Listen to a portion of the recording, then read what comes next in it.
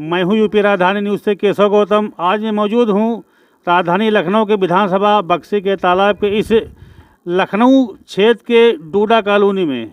यहां पर हमारे आते ही लोगों ने अपनी जन समस्याओं के लिए पूरी की पूरी धड़ी लगा दी। आप सब लोगों का कहना है कि बसपा सरकार में हम लोगों को आवास तो मिल गया था और सरकार बदलने के बाद में आज तक किसी भी प्रकार का इस कॉलोनी में विकास नहीं हुआ है और हम लोग बरसात में इस नरक में ज़िंदगी जी रहे हैं। बच्चों का आना जाना, पढ़ाई लिखाई का सारा पूरा यहाँ पे व्यवधान पैदा होता है।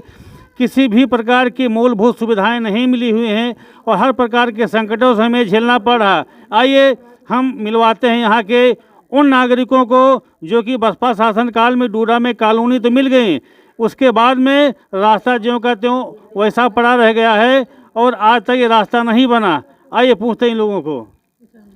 बहन जी, आपका क्या नाम है? सुनीता। सुनीता, ये बात बताइए कि डूडा कॉलोनी में आपको आवास किस सरकार में मिला था? लोगों को मिला है। आप बताइए। हम नहीं बोलो रजनी। मायावती की सरकार में। मायावती जी की सरकार में। मायावती जी की सरकार जाने के बाद में यहाँ पे कोई विकास हुआ कि नहीं हुआ? नहीं। अब ये बताइए कि बसपा सरकार के गए लगभग 9-10 साल हो गए हैं, तब से आज तक आपकी इस कॉलोनी में किसी भी प्रकार का कोई विकास हुआ कि नहीं हुआ? नहीं हुआ। तो ये बताइए, जब आपकी कॉलोनी में किसी सरकार में विकास नहीं हुआ, बसपा के शासनकाल में आपको आवास मिला था, तो अब आने वाली सरकार आप किसकी बनाना चाहेंगी? मायावती जी की। मायावती जी की। मायावती जी की सरकार में कानून व्यवस्था के मामले में आप क्या कहना चाहेंगे?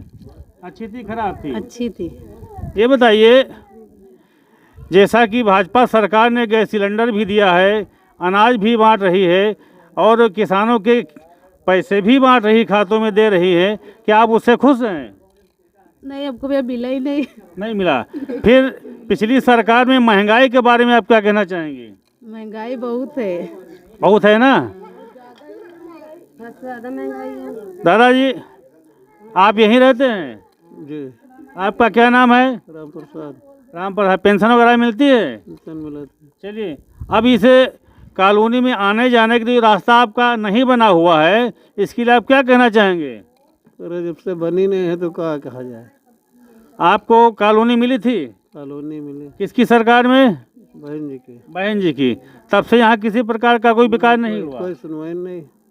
दोस्तों, यहाँ के निवासियों का कहना है कि बसपा के सरकार में, उनके शासनकाल में हम लोगों को आवास तो मिल गया और सरकार बदलते ही यहाँ का सारा विकास जहाँ का वहीं रुक गया और हम लोग इस नरक भरी ज़िंदगी जीने के लिए मजबूर हो गए। सपा बसपा कांग्रेस कई सरकारें आई, लेकिन इस कॉलोनी में विकास के नाम पे एक पैसा ना तो दिया, ना तो किसी प्रकार का विकास किया। इसलिए ये चाहते हैं कि एक बार फिर बसपा सरकार बने और हम लोगों का यहाँ का कायाकल्प हो और रास्ता बने, बच्चों के आवागमन की सुविधाएँ बनाएँ। आइए, हमारे बीच में एक मतदाता मौजूद हैं। हम जानना चाहेंगे, सर, आपका कौन सी पार्टी से रुझान है और किसको वोट देना चाहेंगे? सर, आपका क्या नाम है? मेरा नाम दिनेश कुमार शुक्ला है। मैं जगदीशपुरम बिहार शहीद भगत सिंह वार्ड का निवासी हूं और यहां का जितना कुछ विकास हुआ है, तो जब पूर्व मंत्री माननीय नकुल दुबे जी थे, बहुजन समाज पार्टी के कार्यकाल में ही पूरे क्षेत्र का नाला बना हुआ था। नाला का काम तभी हुआ था, रोडों का विस्तार हुआ था। जहाँ पर पानी भर जाता था, इतना पानी रहता था कि हमेशा सालों साल कीचड़ और मच्छर लगे रहते थे। उसमें माननीय मंत्री नकुल दुबे जी के कार्यकाल में वहाँ पे सब ड्रेनेज नाला की व्यवस्था की गई, रोड व्यवस्था हुआ। तो बहन जी के कार्यकाल में बहुत अच्छा विकास हुआ। ब्राह्मण समाज, चूँकि मैं ब्राह्मण समाज से हूँ, ब्राह्मण समाज माननीय सतीश चंद्र मिश्रा जी की अगुवाई में जुड़ा 2007 में और पूर्ण बहुमत से जुड़ करके पूर्ण बहुमत में सरकार बनी बसपा की। उसके बाद में वो माननीय मिश्रा जी की अगुवाई में फिर 2022 में बड़े ज़ोर शोर से जुड़ने जा रहा है और आने वाला समय जो हमारा है 2022 में 10 मार्च के बाद में आदरणीय बहन जी 5वीं बार उत्तर प्रदेश की मुख्यमंत्री बनेंगी। और बहुत अच्छा काम हुआ। न्याय की व्यवस्था, अनुशासन बसपा में सब जानते हैं, शासन कितना सख्त रहता है, किसी प्रकार के चोर उचक्के और किसी प्रकार का कांड नहीं होता है। इसके साथ ही सर्वजन हिताय के काम होते हैं। माननीय काशीराम शहरी आवास योजना के तहत तमाम मकान दिए गए, ग्रामीण क्षेत्र में भी मकान दिए गए, वृद्धा पेंशन, विधवा पेंशन, विकलांग पेंशन, हजारों लाखों लोगों को नौकरियां मिली। लखनऊ, नोएडा, तमाम ज़िलों में पार्कों का निर्माण हुआ। उन पार्कों में आज लाखों लाख लोग अपना जीवनोपार्जन कर रहे हैं, नौकरी पाए हुए हैं। बहन जी के शासनकाल 5 साल का जो शासनकाल था पिछला 2000 से 12 तक, और उससे पहले भी जितने शासनकाल थे, उसमें अनुशासन, शिक्षा व्यवस्था, स्वास्थ्य व्यवस्था, विकास हुआ, लोगों को रोजगार मिला, बहुत मकान मिला, बहुत लोग सुखी थे।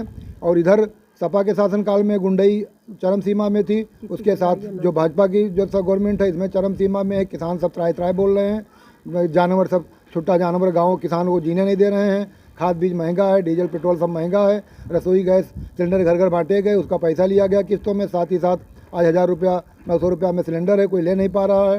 इस प्रकार बहुत सी प्रॉब्लम है।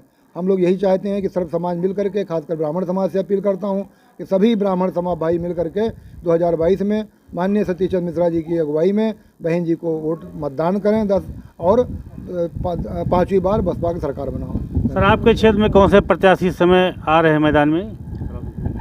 इस समय हमारे यहाँ बहुत पुराने बसपा के कार्यकर्ता रहे हैं, भाई सलालुद्दीन सिद्दीकी साहब, उनको मुसन भाई भी कहते हैं सब लोग। उनके लोकप्रिय में उनका काम बहुत अच्छा रहा है। बहुजन समाज पार्टी में राज्य मंत्री भी रहे, और उन्होंने जब से वो प्रभारी बनाए गए हैं, तब से प्रत्याशी बनाए गए हैं, तब से पूरे क्षेत्र में उनके लोग टोली बनाकर जा रहे हैं। आप लोग काफ़ी लोग आए हैं, उन लोगों को संपर्क किए हैं, बहन जी की नीति और रीतियों को बता रहे हैं। साथ ही साथ उन्होंने काफ़ी लोगों का जनसंपर्क किया है, बहुत अच्छा उनका रिजल्ट चल रहा है। और मैं ईश्वर से प्रार्थना करता हूँ कि हमारे भाई मुसन भाई जीतें। साथ ही साथ 2022 में बहुजन समाज पार्टी की सरकार बने, आदरणीय बहन जी 5वीं बार मुख्यमंत्री बने। धन्यवाद। दोस्तों, अभी आपने देखा हमारे सामने पंडित जी ने बहुजन समाज पार्टी के कितने काम गिना गए, विकास से लेकर कानून व्यवस्था, रोजी रोटी से लेकर के आवास तक। और यही नहीं, आपने बसपा सरकार बनाने की पुनः लोगों से अपील भी की और ईश्वर से दुआ भी की। यानी कि जनता नहीं बल्कि किसी का काम बोलता है तो किसी का नाम बोलता है। आज बहुजन समाज पार्टी ने इतना कुछ इस क्षेत्र में काम करके दिखा दिया, इसीलिए उनके सामने आपका नाम बोल रहा। चलिए, आपने मीडिया चैनल के सामने अपनी पूरी बात रखी, और हमारा यूपी राजधानी न्यूज़ चैनल आपकी बात पूरी दुनिया में फैलाने का काम करेगा। मैडम, आप कुछ कहना चाहेंगी? आपका क्या नाम है? मुमताज बेगम। मुमताज जी, आप बताइए कौन सी पार्टी का सपोर्ट करना चाहेंगी? मैं बसपा पार्टी की करती हूँ, बसपा पार्टी की करूँगी। ऐसा क्या खास बात है बसपा सरकार में? भाई वो भी महिला है, मैं भी महिला हूँ, और वो बहन जी बहुत ही अच्छी है, हर काम गरीबों के साथ करती, रहने का गरीबों को मकान देती हैं, सब कुछ उन्होंने की। अब उनकी कहाँ तक तारीफ करूँ, बस तारीफ के लायक ही, इसलिए उनकी नाम लिया जा रहा है। चलिए, और मैं सलाउद्दीन सिद्दीकी साहब के पहली बार देखी हूँ, लेकिन वो अच्छे इंसान मुझे लगे पहली मुलाकात में। अब मैं उन्हीं के साथ हूँ। दोस्तों, अपने प्रत्याशी को पहली बार देखा, लेकिन उनके स्वभाव से पूरी तरीके से आतुर हैं और बहुजन समाज पार्टी से इसलिए समर्पित हैं कि रहने के लिए आवास, चलने के लिए रोड और बेरोजगारों को रोजी रोटी, कानून व्यवस्था, आज सभी क्षेत्रों में आपने बताया कि बहुजन समाज पार्टी ही सबसे अच्छी सरकार है। इसलिए सब लोग उन्हीं को वोट देना चाहते हैं। यूपी राजधानी न्यूज़ से केशव गौतम, नमस्कार।